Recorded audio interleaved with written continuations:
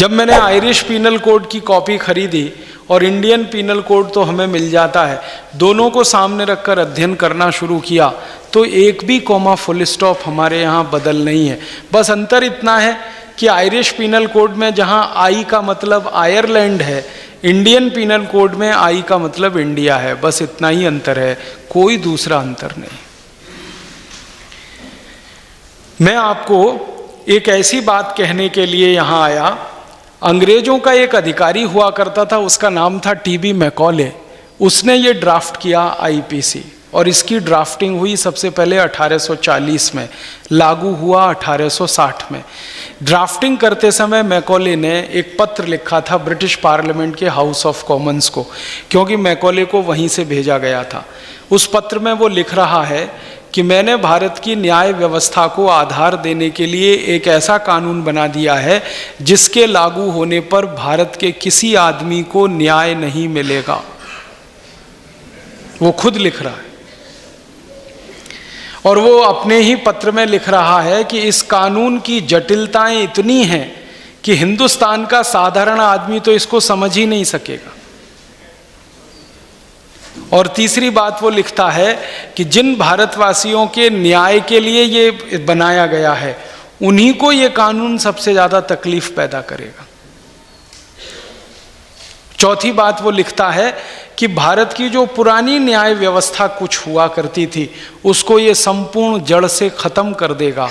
और पांचवी बात वो कहता है कि जब भारत के लोगों को न्याय नहीं मिलेगा, तभी हमारा राज्य भारत पर मजबूती से स्थापित होगा। आईपीसी की ड्राफ्ट करने वाला मैकॉले ये कह रहा है, और उसकी बात आज़ादी के 62 साल के बाद हमें सच होती हुई दिखाई दे रही। आईपीसी पूरा का पूरा अंग्रेजों का बनाया हुआ ड्राफ्ट है, जिसके आधार पर इस देश में न्याय व्यवस्था चल रही है। परिणाम जानते हैं क्या है? इस न्याय व्यवस्था में 3.5 से 4 करोड़ मुकदमे पेंडिंग हैं अलग अलग अदालतों में, उनके फैसले नहीं हो पा रहे। 10 करोड़ से ज़्यादा लोग न्याय के लिए भटक रहे हैं। लोअर कोर्ट में, हाई कोर्ट में, सुप्रीम कोर्ट में 10 करोड़ से ज़्यादा लोगों को न्याय की उम्मीद है, लेकिन न्याय मिलने की दूर दूर तक कोई आशा नहीं है। कारण क्या है? आईपीसी का आधार ही ऐसा है कि वो न्याय नहीं दे सकता।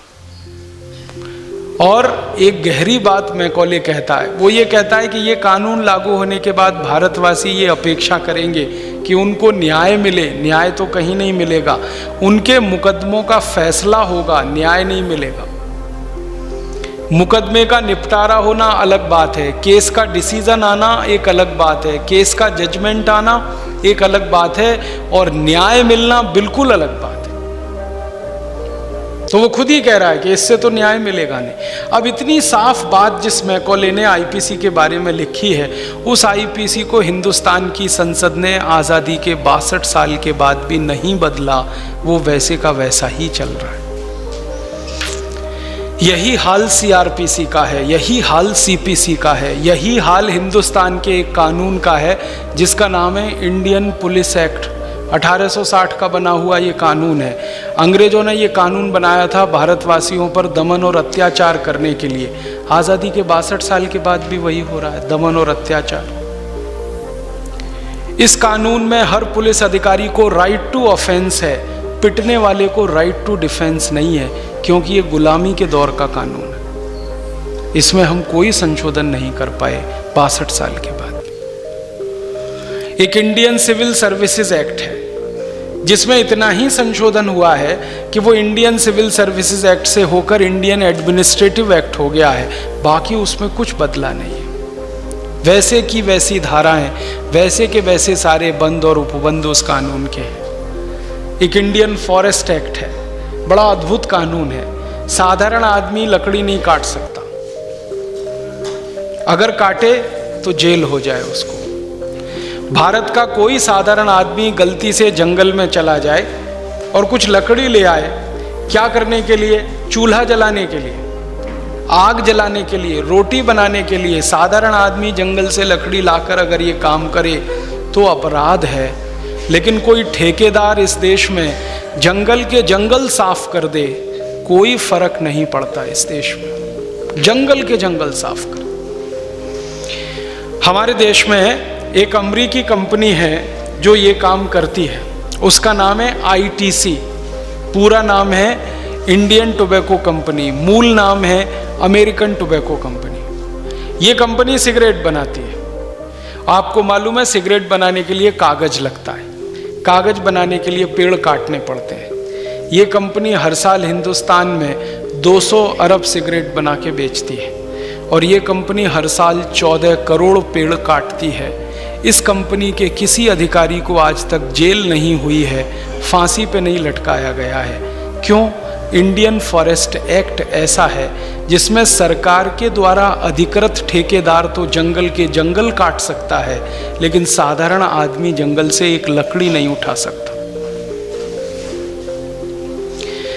आपका जो मध्य प्रदेश है ना, इसके जबलपुर हाई कोर्ट में एक मुकदमा चल रहा है। मैं उस मुकदमे में एक तरह से हस्तक्षेप करने वाला व्यक्ति बना हुआ हूँ। वो मुकदमा बहुत इंटरेस्टिंग है। एक बूढ़ी महिला है, जबलपुर में रहती है, उसके ऊपर फॉरेस्ट डिपार्टमेंट ने मुकदमा किया हुआ है। आरोप क्या है? उसने जंगल से लकड़ी चुराई। उस महिला को जब अदालत में पेश किया गया तो जज के सामने उसने एक ही सवाल पूछा जिसका जवाब किसी के पास नहीं है। उस महिला ने ये कहा था कि मैंने लकड़ी चुराई रोटी बनाने के लिए, और रोटी बनाने के लिए अगर मैं लकड़ी ना जलाऊं तो क्या दोनों हाथ जलाऊं अपने चूल्हे में?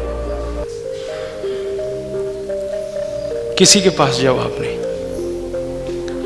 और हमने उसकी वकालत करते हुए कोर्ट के सामने कहा कि इस महिला ने 2 लकड़ी चुराई है और चूल्हे में जलाई है और 2 रोटी बनाई है, तो इसको जेल भेजने की आप तैयारी कर रहे हैं।